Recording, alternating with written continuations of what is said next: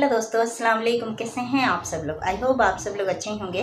दोस्तों, मैं हूं शमा खान। दोस्तों, जैसा कि हम सब जानते हैं कि हिंदू धर्म में बहुत सारे भगवानों को पूजा जाता है, उनकी पूजा की जाती है, उनको माना जाता है।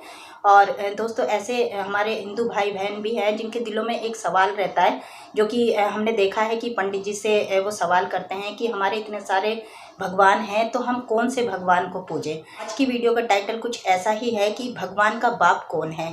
तो देखते हैं दोस्तों कि इस वीडियो में क्या दिखाया जा रहा है और किस तरीके की ये वीडियो होने वाली है।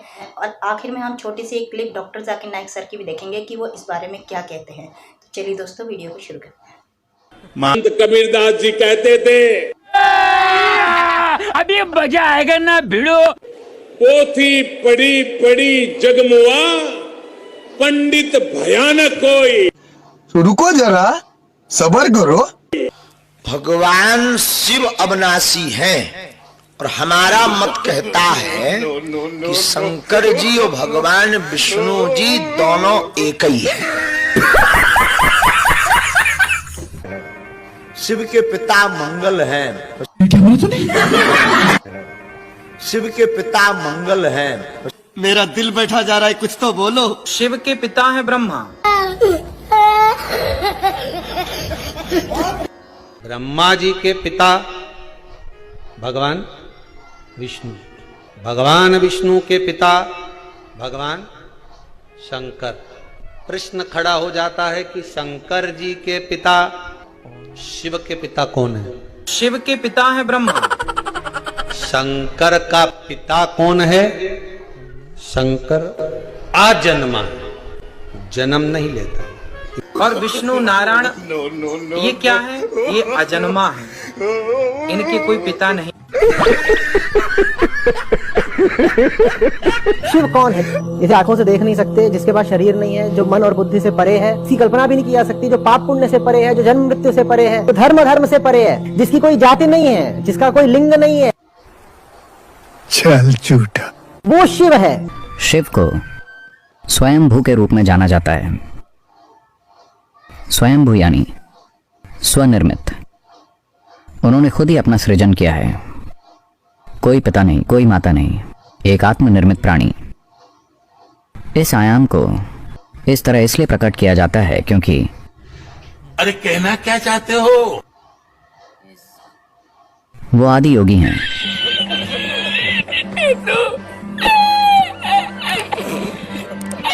ये मत समझो शिव कोई व्यक्ति है, ये नहीं समझना है।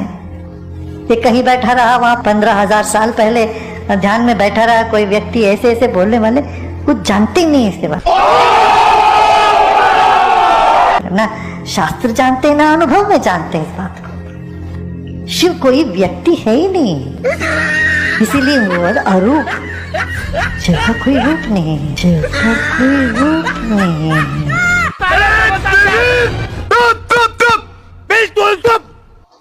यही नहीं, अभी और सुनिए। कोई आपको प्रश्न करे जगत किसने निर्माण किया, तो आप गौरव से कह सकते हैं भगवान शिव ने। ये जीव का पिता कौन है? भगवान शिव है। तो आ गया क्या? हमारा जन्मदाता कौन है? भगवान शिव है।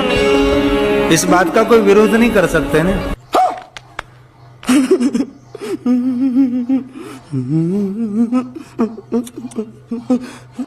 श्री कृष्ण हमारे पति हैं, बाबा भोलेनाथ और मां पार्वती हमारे माता पिता हैं। ये सीधा सा बात समझ लो। नहीं। मैं रामकृष्ण का पुजारी हूँ, मेरी धमनियों में है। लेकिन रामकृष्ण के पिता का नाम पता चलता है। कल कोई पूछ रहा था यहाँ पर पर्ची भेज के शंकर जी के पिता का नाम क्या है। शंकर जी के पिता का नाम शंकर ही है। महादेव के पिता महादेव ही है और कोई नहीं है। महाशिवरात्रि का जो महा फेस्टिवल है, ये इसलिए मनाया जाता है क्योंकि शिव जी का पार्वती जी के साथ विवाह हुआ है। कुछ लोग लगता है शायद इस दिन शिव जी का जन्म हुआ होगा। शिव जी तो अजन्मे हैं, अविनाशी हैं, दिव्य हैं, तो इसीलिए उनका जन्म नहीं होता। वाह वाह Vijay ji, congratulation, congratulation, great. Successful person. नाज़रीन, खुदा के तसव्वुर से मुताल्लिक ही सवाल एक सिख ने भी डॉक्टर जाकिर नाइक से किया। उसने सवाल करने से पहले डॉक्टर साहब की बहुत तारीफ की और कहा कि आपने बहुत सौ के सवालों के जवाब दिया है, बहुत सौ की उलझने सुलझाई हैं। आज मैं भी आपके सामने एक उलझन लेकर हाजिर हुआ हूँ। उम्मीद है कि आप मेरे सवालों के जवाब भी देंगे जो मुझे कहीं और से नहीं मिले। इसने कहा कि मैंने अपना बचपन मुसलमानों के साथ गुजारा है, लड़कापन और जवानी में भी कई मुसलमान मेरे दोस्त रहे। मैं इस्लाम से मुतालिक थोड़ा बहुत जानता हूँ, मगर एक सवाल कभी भी मेरी समझ में नहीं आया कि अल्लाह की तारीफ क्या है, क्योंकि मेरे मुसलमान दोस्तों ने बताया कि अल्लाह की तारीफ ये है कि दूसरे मज़ाहिब की नफी की जाए और दूसरे मज़ाहिब के खुदाओं को न माना जाए। I have a lot of interaction with Muslims because my early childhood and youth was spent among them. But one question has always been not really understood by me, the definition of Allah. Because to my mind and the way it has been given to me by my Muslim friends and acquaintances, that their definition of Allah basically is negation of other faiths and also non-acceptance of their definition of God as such.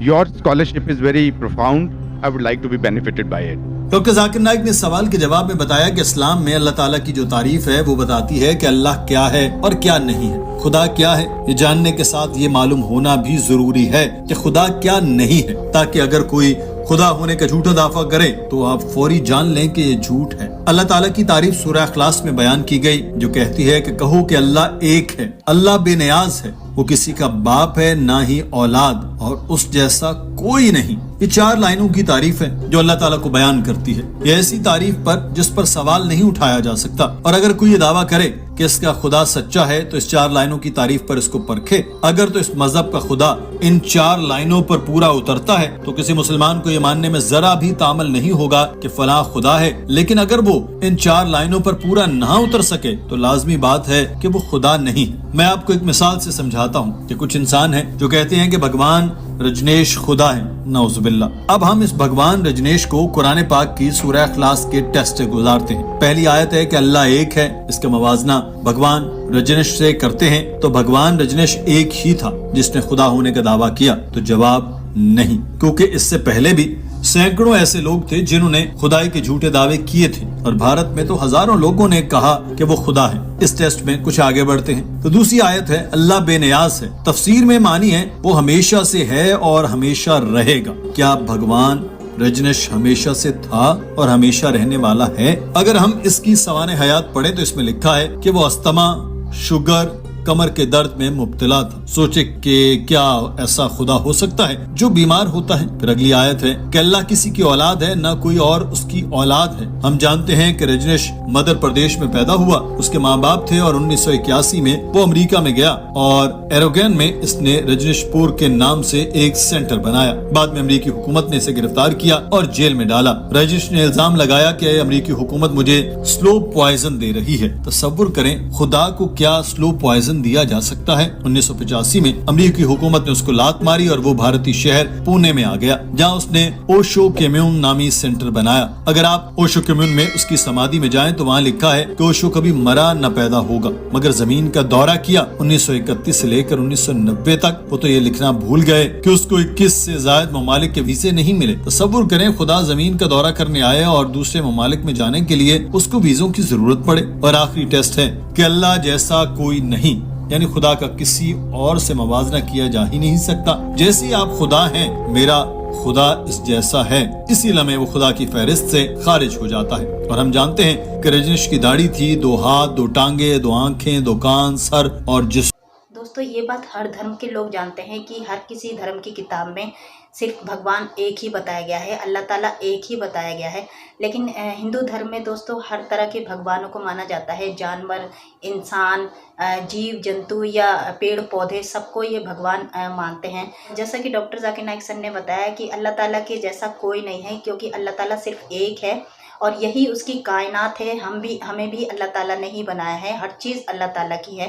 Hope so आपको video पसंद आई होगी दोस्तों। अगर आपको video पसंद आई हो तो please like ज़रूर कर दिया करें, सब्सक्राइब करें और कमेंट में मुझे ज़रूर बता दिया करें कि आपको वीडियो कैसी लगी। चलिए मिलते हैं अगले वीडियो में, तब तक अपना ख्याल रखिएगा। अल्लाह हाफिज़।